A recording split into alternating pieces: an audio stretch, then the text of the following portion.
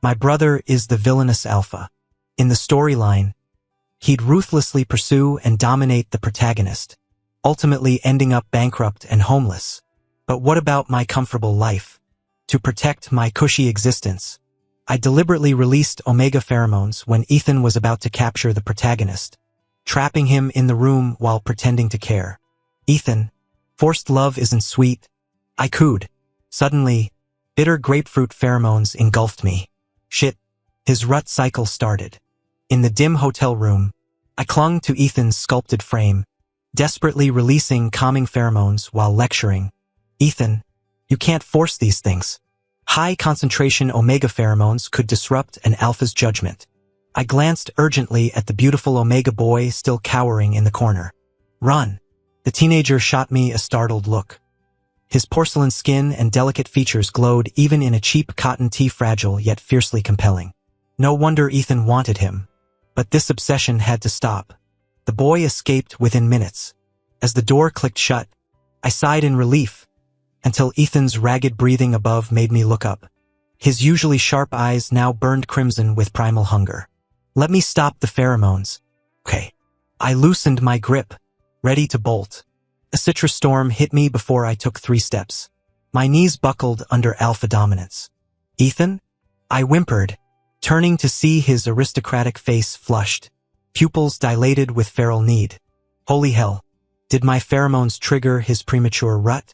I scrambled toward the door like a crab. His footsteps thudded closer as his velvet growl vibrated against my neck. Where's that brave little Omega who challenged me earlier? Catastrophe. I'm transmigrated, not as some villain or hero, but as a nobody orphan. The silver lining? Growing up in the same orphanage batch with future tycoon Ethan. The plot says Ethan gets adopted by the Wilson family at 10, eventually becoming their ruthless patriarch. Translation: loaded. Having endured poverty, I became his shadow, the annoying kid he ignored until I took a rock to the skull defending him from bullies. That bloody concussion softened him. When the Wilsons came, he dragged me along as his brother. Now I'm 18, freshly presented as Omega, and he keeps talking about finding me a suitable alpha. Now, everything was ruined. When Ethan grabbed my ankle and dragged me into his embrace, I finally felt a flicker of fear. Ethan, I'm sorry. I was wrong. Let me go and I'll get you the suppressants. If it weren't for the original plot where Ethan would fall for Ian at first sight, forcibly claim him, and end up bankrupt and homeless after the protagonist's revenge, I wouldn't be in this mess. But alphas in rut don't listen to reason. Scorching breath burned against the back of my neck, sending tingling waves through me.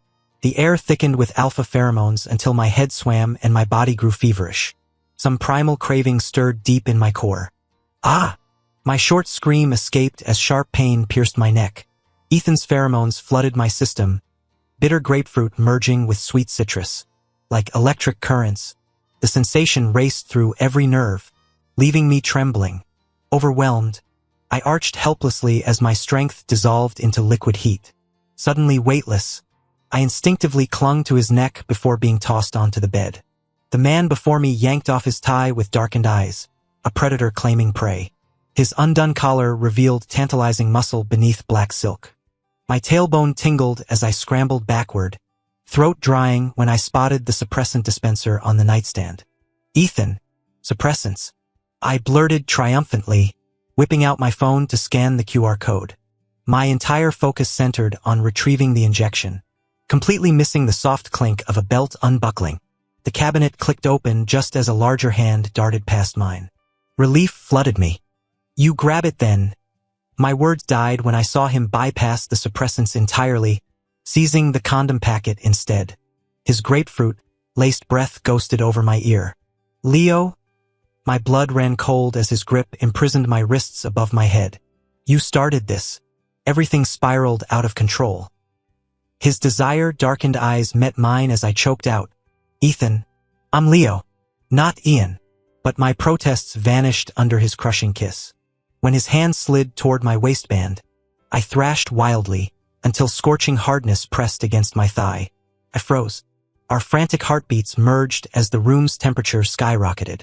Just as I thought the city gates were about to fall, Bang! The door burst open with a violent crash. Ethan froze mid-kiss, irritation darkening his features as he rolled me into the bedsheet cocoon and sat up. His voice dripped ice. To what do I owe this pleasure? Sean? Sean, the male lead. My foggy mind cleared momentarily. There was a plot point like this, where the antagonist Ethan attempts to force himself on the protagonist Ian, only to be interrupted by Sean's heroic entrance. But hadn't we already resolved Ian's predicament? I peeked over the bedding and locked eyes with a sharply handsome man whose hawk-like gaze could pierce armor. His military straight posture screamed authority, currently clashing with Ethan's volatile pheromone-charged glare. The air crackled with hostility until a slender figure emerged from behind Sean. Ian reappeared, his worried eyes finding mine. Don't be afraid, he mouthed. It suddenly clicked. He'd brought reinforcements thinking Ethan might retaliate against me for helping him escape. This man? I could kiss him. Or maybe cry. Yet inexplicable chills crawled up my spine. I turned to find Ethan watching me with stormy eyes. Leo, he purred, smile not reaching those dangerous eyes. You know these people? Oh hell. When Ethan used that deceptively gentle tone, it meant nuclear-level rage. As his right hand, being caught fraternizing with his archnemesis, plus aiding Ian's escape earlier, might as well be signing my death warrant. Total strangers. I shook my head frantically, improvising wildly. He's in rut. I'm just providing medical assistance. Ian's skeptical glance bounced between me and the glowering alpha. Sean huffed a laugh, eyes lingering on my sheet-wrapped form. Since you've got company, Ethan, he drawled, deliberately intertwining fingers with Ian. Stop eyeing other people's property. The door slammed shut, leaving suffocating silence. I braced for explosion, but Ethan simply stared at the closed entrance with murderous calm. If looks could kill, Sean's DNA would be scrubbed from existence. Seizing the cleared atmosphere, I scrambled for rut suppressants. Look, I ventured. Forced conquests are passé. If you like someone, win them over with kindness. Build trust slowly. Ethan turned abruptly, obsidian eyes burning. Haven't I been good enough? My eye twitched. Unless good meant sexual assault that should have landed him in jail if not for plot armor. Sure. I deadpanned. You're practically Prince Charming. Sigh. Even though he's the villain, he's still my brother. Guess I'll just have to spoil him myself. As I spoke, I shoved the suppressant into his hand. Inject it now. The pheromone concentration in the air was so thick it made me dizzy. If this continued, I might lose control too. Ethan's recently stabilized expression darkened again. Yet under my intense gaze, he reluctantly took the suppressant. The moment the injection took effect, the overpowering scent of green grapefruit faded slightly. I threw off the blanket to leave. Well, Ethan, I'll just... The word go died in my throat as arms wrapped around me through the covers. A hoarse voice, brooking no argument, murmured near my ear. Didn't you promise to take care of me? Release some pheromones. I'd only said that casually, but during an alpha's rut, and Omega's pheromones do have calming effects. Unable to refuse, I complied. Okay. Sweet citrus notes gradually mingled with the grapefruit aroma. I lost track of how long we stayed like that. After tonight's emotional roller coaster, exhaustion finally pulled me into fitful sleep. Unaware that the man beside me was breathing increasingly raggedly, he eventually released me to press a trembling hand over his eyes, veins bulging from restraint. An alpha's rut lasts days. Though Ethan used suppressants, his volatile mood kept him from work. I suggested returning home where staff could care for him, but he just stared silently. Guilt twisted my gut. His early rut was my fault. I owed him this, so began my week trapped in the hotel, functioning as his living stress ball while diffusing calming pheromones. Only when his rut ended did I wake to an empty bed. I sat blinking at the vacant space, an odd hollowness echoing in my chest before shaking it off. What was I even thinking? My phone buzzed. I grabbed it from the nightstand, bedhead forgotten, to see Ethan's message frowny face back to work. Eat breakfast here before leaving. I sent a kitten emoji. Got it. He replied instantly with a matching sticker, a larger cat gently patting a smaller one. Weirdly tender? My pulse skipped before I flopped back down. Delusions. Definitely delusions. 3 weeks passed without seeing him. Rumor said he'd been away on a project. After initial restlessness, I threw myself into college prep. My college acceptance letter had arrived. I'd made it into a university. Though life with Ethan had been comfortable, I never forgot what the orphanage director told me in my past life. Only by becoming indispensable can you avoid abandonment. I still remember the day the scores came out. Ethan was visibly pleased, probably relieved I hadn't embarrassed him. Before I knew it, the first day of college arrived. I'd prepared to go alone, but when I dragged my luggage downstairs, there he was. Ethan sat on the sofa with a laptop, issuing sharp instructions to someone. Hearing my footsteps, he glanced up and paused mid-sentence. After hurriedly concluding his call, he strode over to take my suitcase. Got everything? When I nodded, noticing his earlier intensity, I offered, Ethan, if you're busy with work, don't be ridiculous. He cut me off, already heading toward the door. Nothing's more important than seeing you off. The car ride left me dazed. This polished CEO carried my duffel bags across campus like any regular parent, sunlight etching his sharp profile as he lectured. Call immediately if anyone bothers you or if you feel unwell. His words stirred something unexpected in me. Back in my original world, I'd navigated college alone. This unfamiliar care felt nice. You listening? Ethan turned with an arched brow. Got it. I grinned, earning his rare smile. Our laughter died at the dorm entrance. There sat Ian at the window desk, white headphones framing his porcelain complexion like some manga prince. My stomach dropped as Ethan's gaze locked onto him. Welcome, Ian said coolly, smile evaporating when he noticed Ethan. The tension thickened until Ethan finally set down my bags. Eat properly, he muttered before leaving. As I unpacked, Ian approached. Need help? His velvety voice could charm anyone except me. No thanks. Ethan messaged daily after that, video calling each night to check on campus life. It took me weeks to realize he wasn't asking about my classes. Every question circled back to dorm layouts and roommate schedules.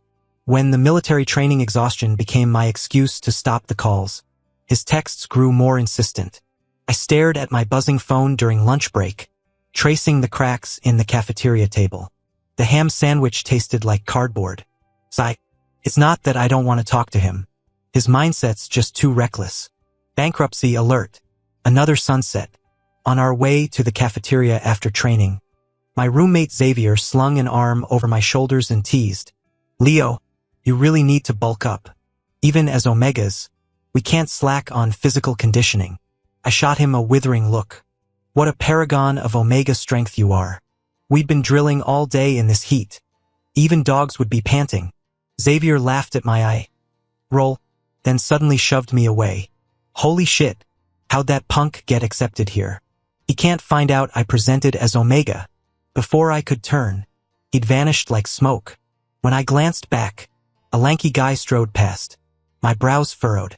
The stranger seemed to spot Xavier too, immediately giving chase.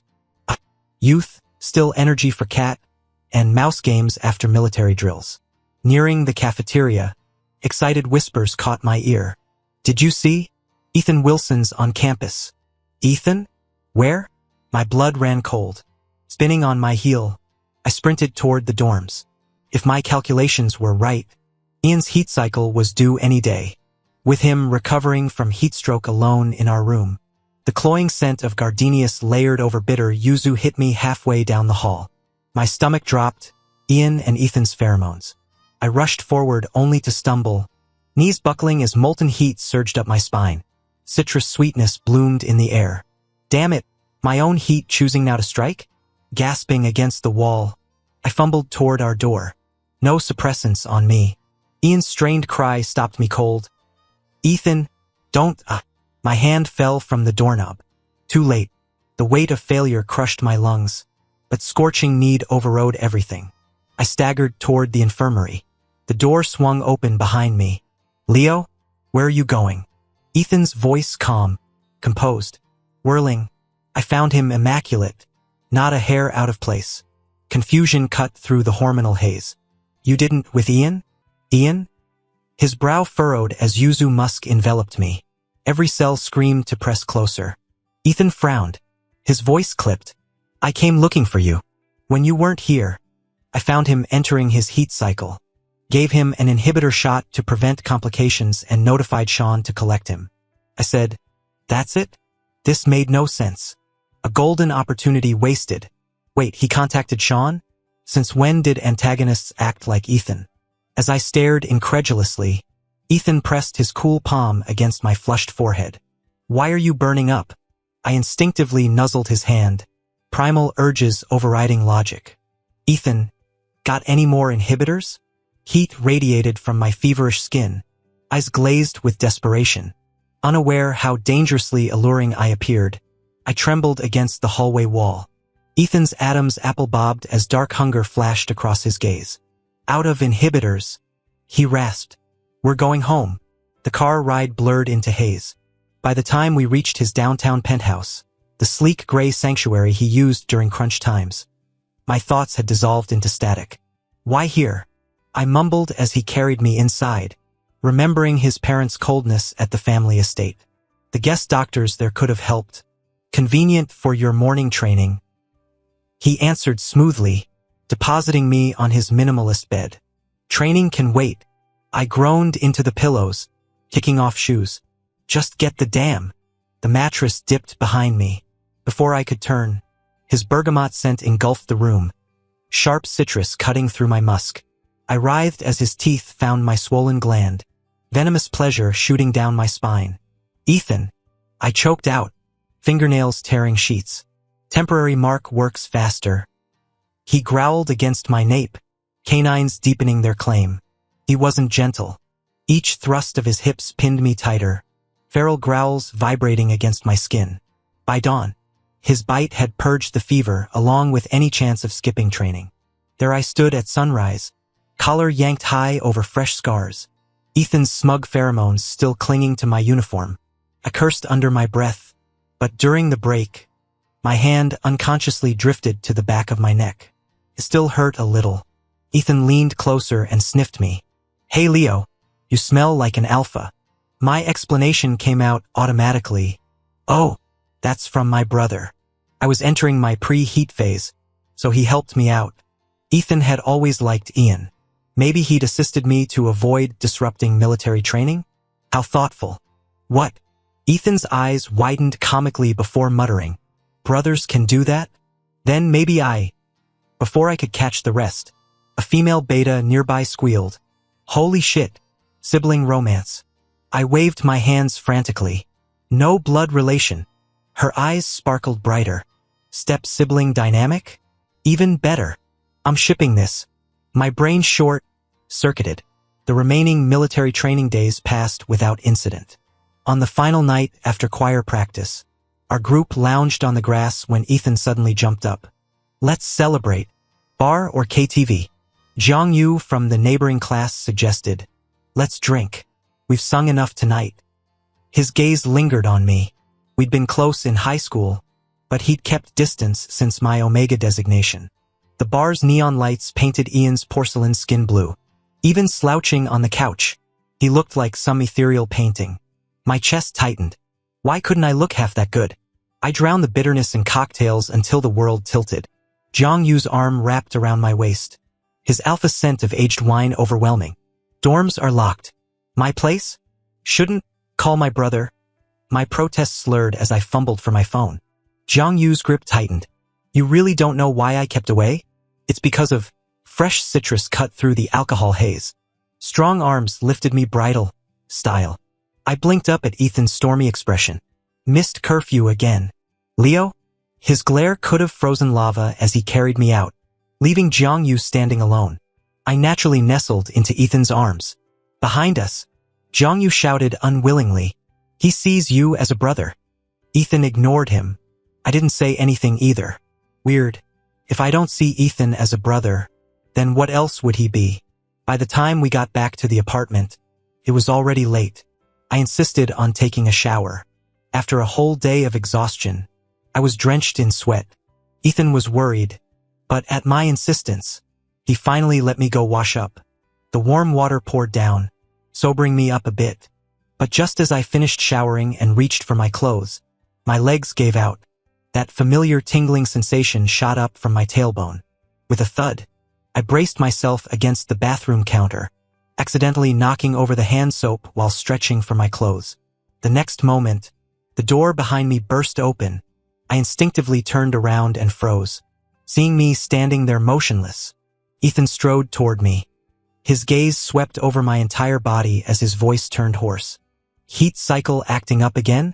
Hearing his voice, I snapped back to reality and hastily turned away, fumbling to get dressed.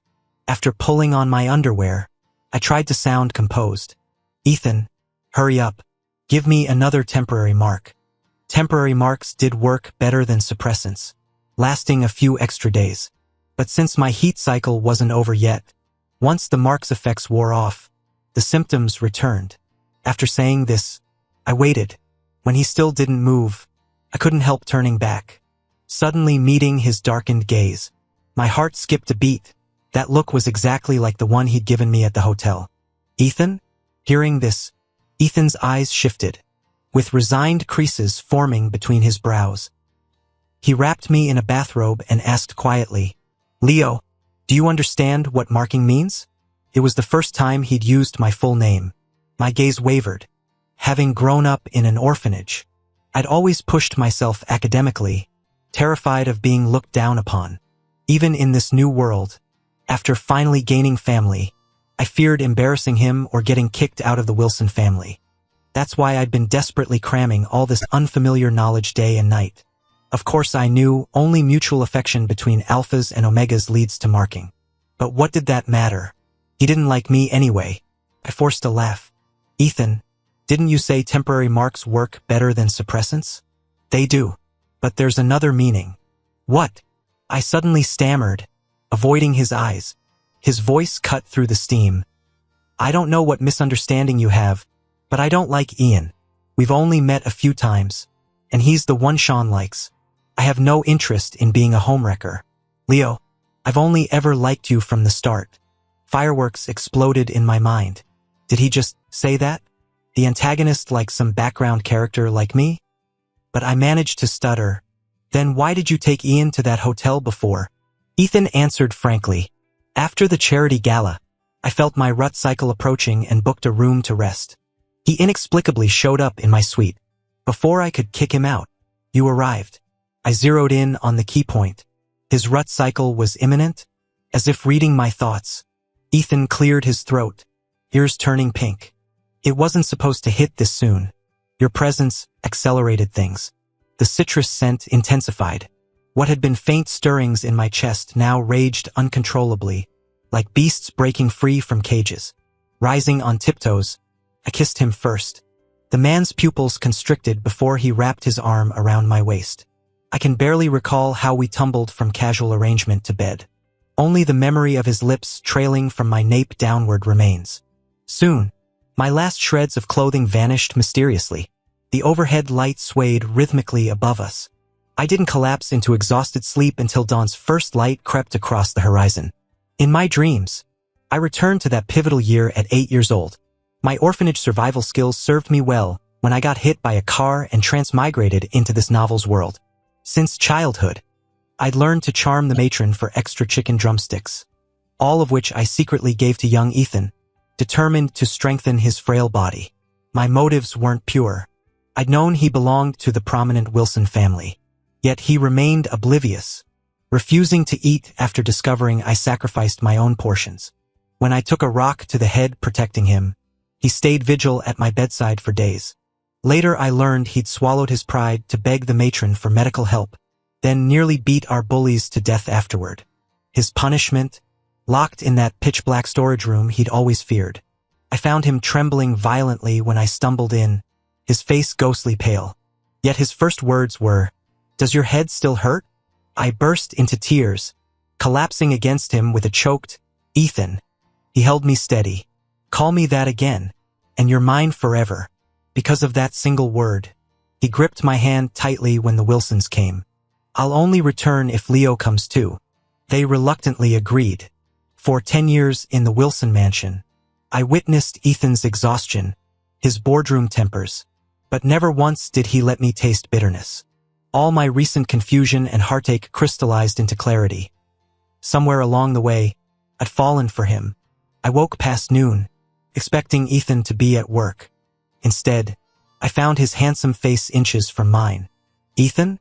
As consciousness returned, so did every aching muscle. I hissed involuntarily. Ethan's brows furrowed as he reached for the blanket. Where does it hurt? I yanked the covers higher, flushing crimson. Nowhere. I'm fine. He'd been considerate last night, though my body felt like I'd run a marathon. Hungry? He asked, already rising. I'll get food. Nodding, I tried standing only for my legs to buckle. A chuckle rumbled behind me. I glared over my shoulder. The culprit schooled his expression, sweeping me up for a bathroom trip. I let him, though my eye caught familiar packaging in the wastebasket, identical to the item he'd taken from our hotel encounter. So the person he'd wanted to claim all along was me? Absurd. Yet somehow, it made perfect sense. He still didn't get along with Sean, but the company appeared stable now, hardly on the brink of bankruptcy. Yet after that day, he forbade me from calling him brother, except during certain moments. 2 years passed in the blink of an eye. By junior year, I completed all my credits. When interning at the Wilson Families Corporation, I beamed at Ethan. You can finally relax a bit now. Instead of waiting for opportunities, I chased them. I'd strive to become better for myself and to stand by his side. Behind the desk, Ethan's features had grown more angular over those 2 years. Hearing me, he looked up, warmth softening his gaze as he gestured. Come here. I obeyed, only to be pulled into his embrace. His rumble vibrated against my ear. Having you near is enough. My chest tightened. Years of loneliness and weariness dissolved into liquid warmth flooding my veins. But before the emotion could settle, scorching breath hit my neck. Sensing danger, I stammered. Ethan, I should. No rush. His fingers found my collar. Let's handle that provisional mark first. As blinds snapped shut, choked whimpers soon escaped the office. Since when did temporary marking require removing clothes? Epilogue. Ethan's perspective. When Ian appeared, fragmented memories assaulted Ethan. Visions of coveting his rival Sean's lover. Attempting coercion. Facing ruin. Preposterous. Why chase Sean's toy when he already had Leo, his cherished companion since childhood? He'd planned to evict Ian immediately, but Leo barged in reeking of distressed pheromones. The impending rut surged uncontrollably. After ejecting Ian, Ethan dragged Leo against the nearest wall, teeth sinking into the throbbing gland he'd fantasized about for years. He'd intended gradual courtship, eliminating rivals, nurturing affection as Leo desired. But the boy delivered himself willingly. Pity Sean interrupted. Revenge came sweet. Finding Ian in heat, Ethan administered suppressants before summoning Sean. Let the bastard suffer denied temptation. Yet karma struck when Leo's own heat emerged moments later. Ethan, any inhibitors left? Leo's feverish whisper curled around his resolve. The lie slipped out smoothly.